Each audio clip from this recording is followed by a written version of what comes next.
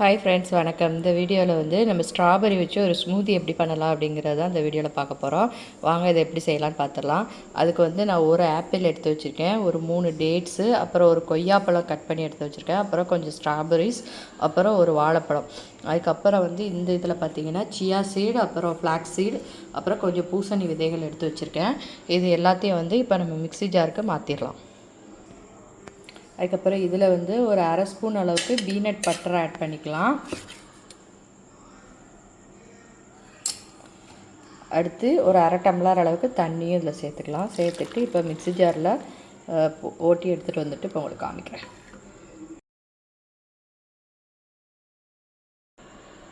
பார்த்திங்கன்னா smoothie ready ஆயிடுச்சு. இப்போ வந்து நம்ம ஒரு கிளாஸுக்கு மாற்றிடலாம்.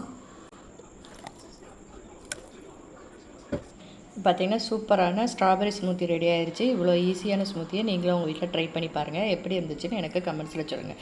ஓகே ஃப்ரெண்ட்ஸ், நெக்ஸ்ட் வீடியோவில் பார்க்கலாம். பாய்.